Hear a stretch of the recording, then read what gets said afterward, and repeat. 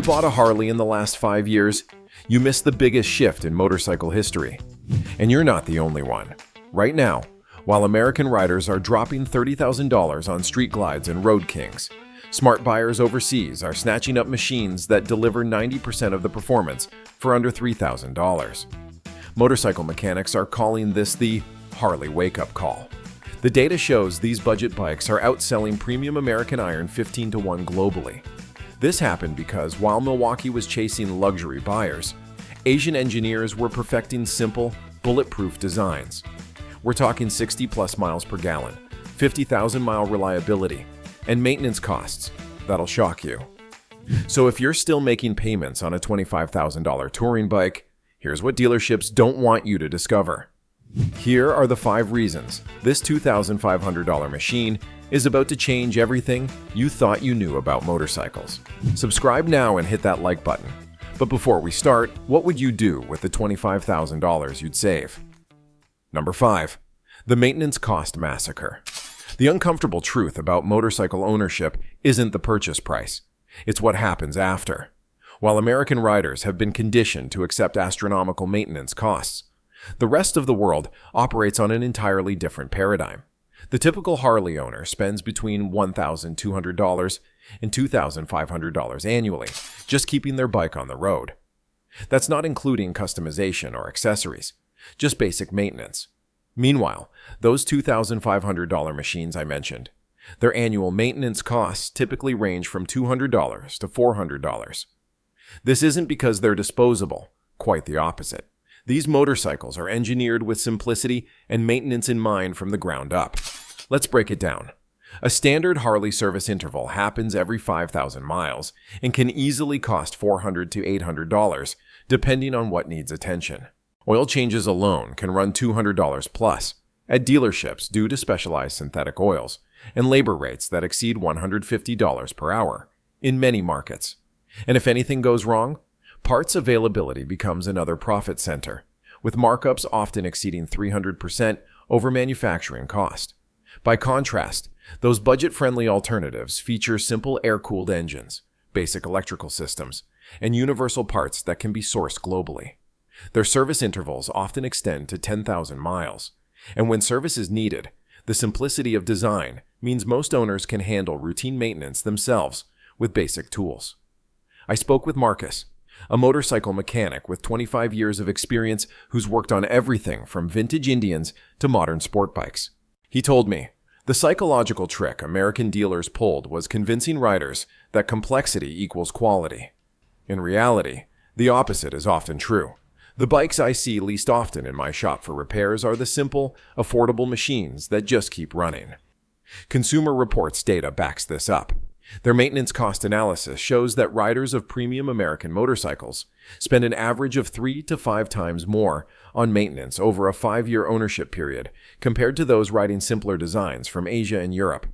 Before purchasing your next motorcycle, calculate the true 5-year ownership cost, including scheduled maintenance.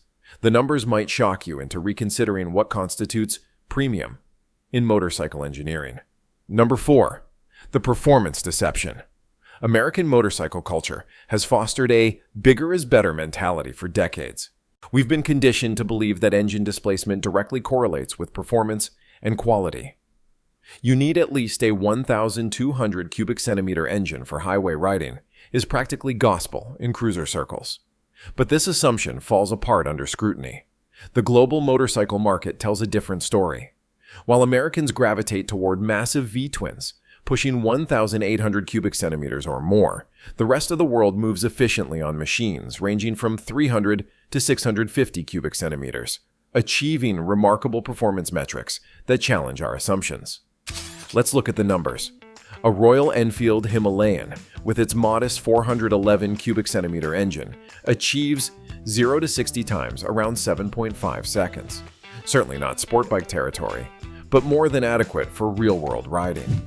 A Harley Sportster with nearly triple the displacement hits 60 in about 5.8 seconds. Is that 1.7 second difference worth thousands in additional purchase price and maintenance costs? For daily riding, that performance gap is practically imperceptible. The weight factor compounds this equation dramatically. The average Harley weighs between 550 to 850 pounds, while these budget-friendly alternatives typically weigh 350 to 450 pounds. This weight difference transforms handling characteristics, making the lighter bikes more maneuverable in urban environments where motorcycles spend most of their time. Then there's fuel economy. While Harley owners typically achieve 35 to 45 miles per gallon, these practical alternatives routinely deliver 60 to 75 miles per gallon. Over a 50,000-mile ownership period, that efficiency difference alone represents thousands in additional costs for the premium bike owner. Highway capability is where many American riders assume smaller bikes fall short, but modern 400 cubic centimeters class motorcycles comfortably maintain 75-plus miles per hour all day long. The CB500X, Himalayan, and similar bikes routinely complete cross-country tours without issue, challenging the notion that big bikes are necessary for distance riding. I switched from a Road King to a KTM 390 Adventure for daily commuting, says Peter, a rider I interviewed who's logged over 30,000 miles on both platforms. The KTM handles highway speeds without breaking a sweat, and I can filter through traffic in ways that were impossible on the Harley. Plus, I'm saving enough on fuel and maintenance to fund a 2-week motorcycle vacation every year. Motorcycle journalist Alex Simmons conducted back-to-back testing between entry-level motorcycles and premium cruisers, concluding, in real-world riding scenarios, commuting, weekend trips, even moderate touring, the performance difference between a $2,500 motorcycle and a $25,000 motorcycle simply doesn't justify the price differential for most riders. Before your next purchase, test ride motorcycles across different displacement categories. You might discover that adequate performance is far more accessible than marketing led you to believe. Number 3, the reliability revolution. The motorcycle industry has pulled off a remarkable feat of psychological manipulation, convincing American riders that mechanical problems represent character rather than engineering failure. We've romanticized breakdowns, oil leaks, and electrical gremlins as part of the authentic motorcycle experience. Meanwhile, the global motorcycle market has moved in the opposite direction, engineering machines that deliver year after year of trouble-free operation. The contrast couldn't be more stark. While American motorcycle culture views reliability as a nice-to-have feature, in countries where motorcycles serve as primary transportation for millions, reliability isn't optional. It's the fundamental requirement. This different priority has driven engineering decisions that most American riders never see. The statistics tell the story. Consumer satisfaction surveys consistently show reliability ratings for these budget-friendly motorcycles exceeding 95%, while premium American motorcycles typically score between 70 to 80%. That difference isn't marginal. It represents fundamentally different approaches to engineering and quality control. Take the Honda CB series, for instance. These machines regularly exceed 100,000 miles with minimal mechanical intervention beyond routine maintenance. Their simple air-cooled engines, basic electrical systems, and proven designs minimize failure points. Royal Enfield's newer models, despite their vintage aesthetic, incorporate modern manufacturing standards that deliver remarkable longevity. By contrast, premium American motorcycles commonly develop significant issues by 30,000 miles. Electrical problems plague complex systems with dozens of interconnected components. Transmission issues require expensive rebuilds. Even engine longevity suffers from design choices that prioritize aesthetic considerations over durability. I stopped counting how many Harleys I've had to rescue from the side of the road, says Tony, who operates a motorcycle transport service in California. But I've never once been called to rescue a Honda Rebel or Royal Enfield. The reliability difference isn't subtle. It's night and day. Even more telling are the service intervals. These budget-friendly alternatives typically require valve adjustments at 16,000 to 24,000 miles, while premium American motorcycles often need adjustments at 5,000 to 10,000 miles. This isn't because the premium bikes are more precisely engineered. It's because their engineering priorities emphasize different values altogether. Mechanics consistently report seeing the same pattern. In my shop, we see Harleys coming in regularly with electrical issues, oil leaks, and transmission problems, says veteran mechanic Sarah Johnson. The smaller displacement bikes from Japan and India might come in for scheduled maintenance, but rarely for actual failures. They're simply built to run without drama. Before purchasing your next motorcycle, Research actual reliability ratings from consumer reports and owner forums. Pay attention to what bikes mechanics rarely see in their shops. The most reliable motorcycle is the one that keeps you riding instead of waiting for repairs. Number 2. The dealer network deception. The American Motorcycle Dealer Network represents one of the most sophisticated profit protection systems in retail. What appears on the surface to be a customer service infrastructure actually functions primarily to maximize profit extraction from each customer interaction.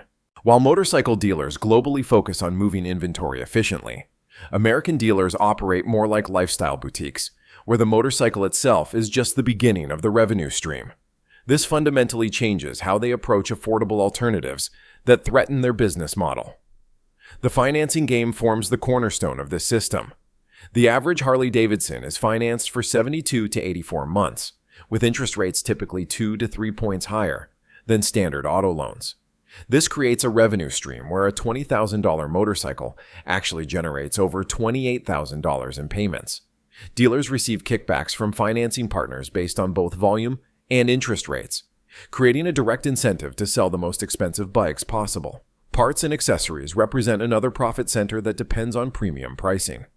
Dealers typically mark up parts 100 to 200% over wholesale cost, while aftermarket accessories can carry margins exceeding 300%. A $25,000 motorcycle customer typically spends an additional $3,000 to $5,000 on accessories within the first year of ownership. Service departments operate as the long-term revenue engine. Labor rates at dealerships average $150 to $175 per hour, while independent shops typically charge $85 to $110. Manufacturer warranty requirements force owners to use dealership service during the critical early ownership period, establishing patterns that continue long after warranties expire. I worked as a sales manager at a major American motorcycle dealership for 8 years, reveals Michael, who now runs an independent service shop. We were explicitly trained to steer customers away from entry-level models. Our commission structure paid 3 times more for selling touring bikes than Sportsters, and we had monthly meetings about the lifetime value of each customer type. This system actively suppresses affordable alternatives. When potential customers inquire about practical budget-friendly options, salespeople deploy sophisticated psychological techniques to redirect them toward higher profit models. We called it upgrading the dream, Michael explains. If someone came in asking about a used Sportster, we had a whole script for transitioning them toward new models, with financing that obscured the total cost. Most revealing is how dealers handle trade-ins.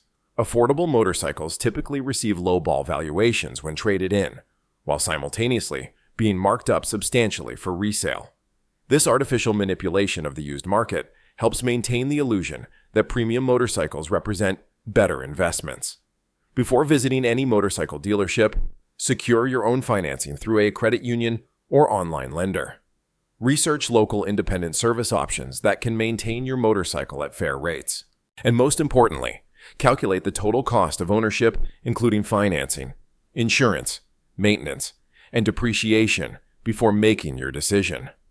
Number 1. The engineering truth bomb. The most fundamental reality that the American motorcycle industry doesn't want you to understand is deceptively simple. Motorcycle engineering peaked decades ago for most applications. The basic formula for a reliable, efficient, enjoyable motorcycle was perfected in the 1970s and 1980s. Everything since has been primarily marketing. This engineering truth explains everything else we've discussed. It's why those $2,500 motorcycles can deliver 90% of the performance at 10% of the price. It's why maintenance costs differ so dramatically, and it's why reliability numbers tell such different stories. While American motorcycle manufacturers pivoted toward lifestyle marketing and premium pricing, global engineers continued refining what actually matters, creating motorcycles that provide efficient, reliable transportation with minimal complication. The engineering fundamentals are straightforward. A simple air-cooled single or twin-cylinder engine mounted in a steel frame with conventional suspension can deliver decades of trouble-free service. Modern metallurgy and manufacturing tolerances have only improved what was already an excellent formula. Fuel injection systems have eliminated carburetor complications without adding significant complexity. Basic ABS systems enhance safety without requiring sophisticated electronic interventions. Dr. Elizabeth Chen, an engineering professor who specializes in transportation technology, explains, "The modern motorcycle represents one of the most efficient transportation devices ever created when stripped to its essentials. A 350 to 450 cubic centimeters motorcycle can transport a human being at highway speeds while consuming minimal resources and requiring minimal maintenance. Anything beyond that represents diminishing returns from an engineering perspective." This efficiency extends to manufacturing as well. Modern production techniques allow factories in India, China, and Thailand to produce motorcycles with remarkable precision at costs that would have been impossible decades ago. Contrary to outdated stereotypes, these factories often employ more sophisticated quality control standards than their American counterparts. "I've toured manufacturing facilities across Asia and America," says industry consultant James Peterson. "The modern Asian factories are operating on quality control standards that would put many premium manufacturers to shame. Their metallurgical testing, tolerance verification, and durability testing often exceed what happens in American factories." The cost engineering reality further reinforces this truth. Engineering simplicity typically costs less, not more. Reducing parts count, simplifying systems, and focusing on fundamentals creates motorcycles that are simultaneously more affordable and more reliable. This isn't cutting corners. It's optimizing for what actually matters. The clearest evidence comes from the motorcycles themselves. Designs like the Honda CB series, Royal Enfield Himalayan, and various models from manufacturers like Bajaj, Hero, and Zongshen demonstrate that the essential motorcycle formula remains remarkably viable. These machines deliver 60-plus miles per gallon efficiency, 50,000-plus mile reliability, and performance entirely adequate for real-world riding. Before making your next motorcycle purchase, step back from marketing mythology and consider what engineering principles actually matter for your riding needs. Test ride motorcycles designed primarily for transportation rather than status. Calculate the total cost of ownership, including purchase, maintenance, and depreciation. The numbers may lead you to a completely different conclusion than conventional motorcycle wisdom suggests. What we've uncovered in this investigation reveals a fundamental shift happening in motorcycle culture.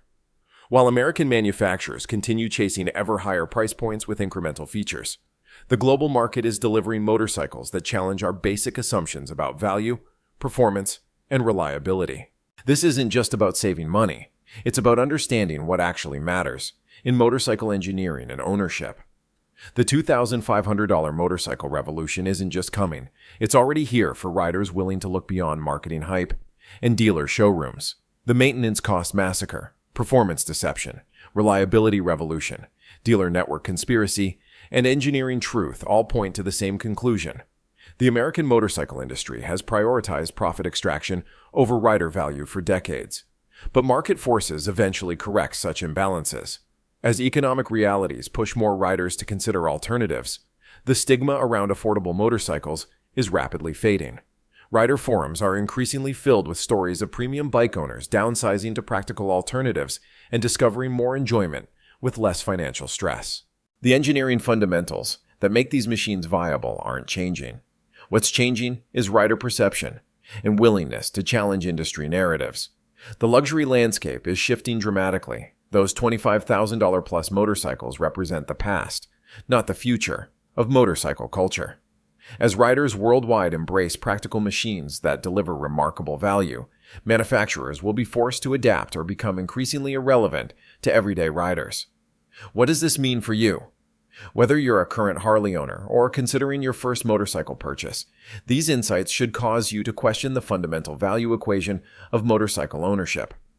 Will you continue paying premium prices for marketing and mythology, or embrace the engineering reality that exceptional motorcycles don't require exceptional budgets?